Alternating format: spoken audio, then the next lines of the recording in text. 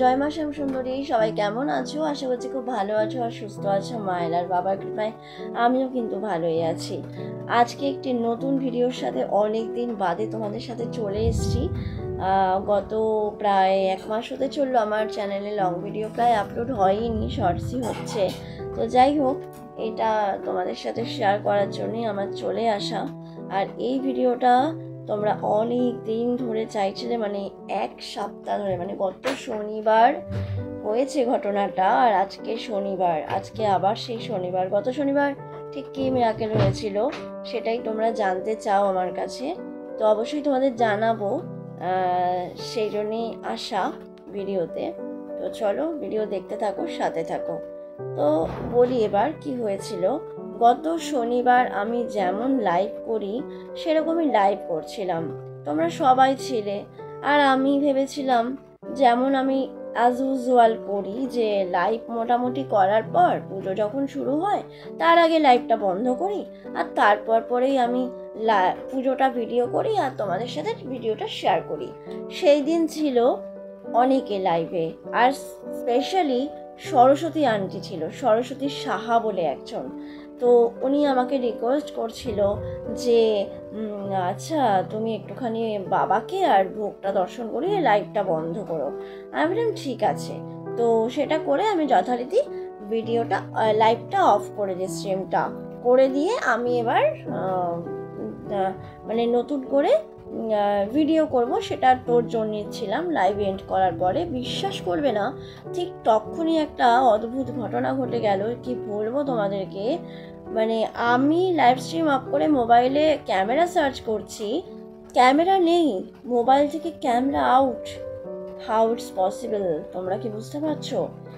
মানে মোবাইলে ক্যামেরা নেই আমার। আমি মানে অবাক হয়ে গেলাম, মোবাইলে ক্যামেরা কোথায় গেল? কিছুতেই ক্যামেরা নেই কোথাও। আমি বাধ্য হয়ে তখন মানে এমন একটা সিচুয়েশন হলো, ক্যামেরা তো নেই ছেড়েই দাও, উপরন্তু মনে হচ্ছে লাইভটা তাড়াতাড়ি শুরু করি, কেন কি যার দেখা সেটাই না দেখতে পায়, তাড়াতাড়ি লাইভ শুরু কর। কেউ আমায় বলছে যে তাড়াতাড়ি লাইভটা শুরু কর। মানে বুঝতে পারছো আমি কথাটা তোমাদের বোঝাতে পারছি কিনা, আমি কতটা পারছি আমি জানি না। বিশ্বাস করো, যে এই মুহূর্তে লাইভটা শেষ হয়ে যায়, আমি ভিডিও করব বলে ক্যামেরা দেখতে পাই না, ঠিক সেই মুহূর্তে কেউ আমাকে জোর করে, মানে কেউ বলছে তাড়াতাড়ি লাইভটা স্টার্ট কর, মানে এইরকম একটা ব্যাপার। আমি তড়ি ঘড়ি লাইভটা স্টার্ট করলাম। দেন সবাই আবার তোমরা এলে, আর তখন সরস্বতী আন্টিও এলো।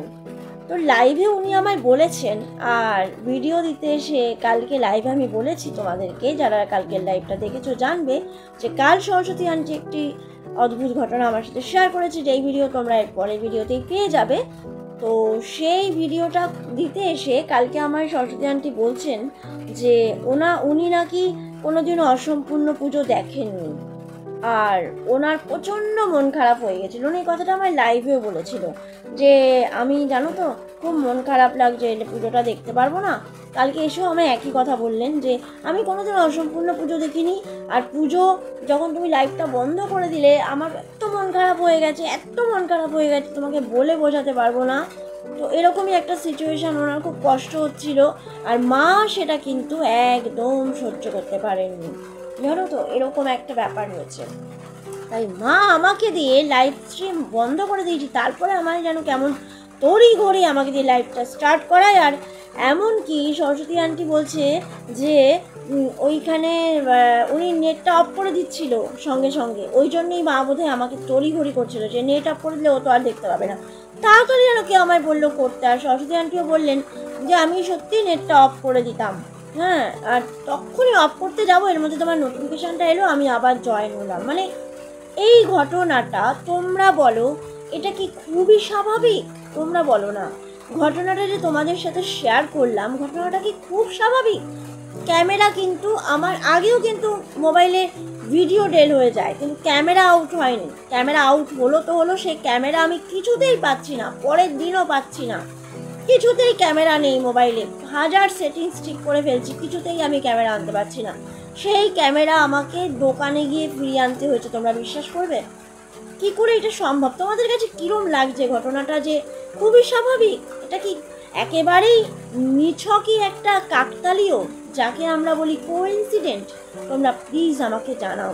তো মা শ্যামসুন্দরী যার উপরে কৃপা করবেন, যাকে যাকে দয়া করবেন, যার উপরে দৃষ্টি দেবেন, তার জন্য তার এইভাবেই মন কাঁদবে।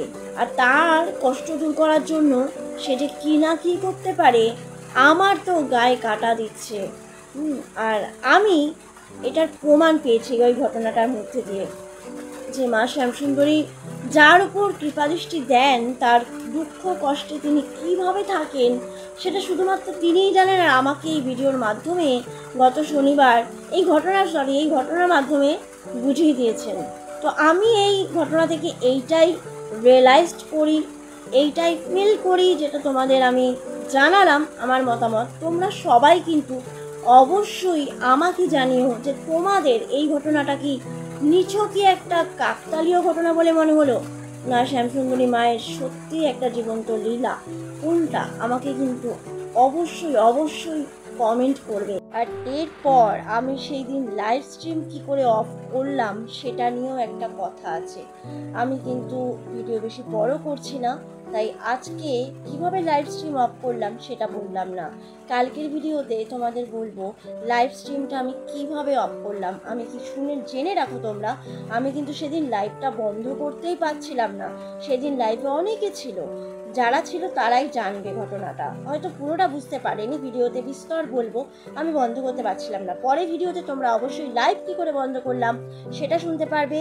আর আজকের ভিডিওটা যারা নতুন দেখছো চ্যানেলে, অবশ্যই কিন্তু সাবস্ক্রাইব করে ভিডিওটি দেখো। আর কালকের ভিডিওতে খুব তাড়াতাড়ি দেখা হচ্ছে। জয় মা শ্যামসুন্দরী, ভালো থেকো।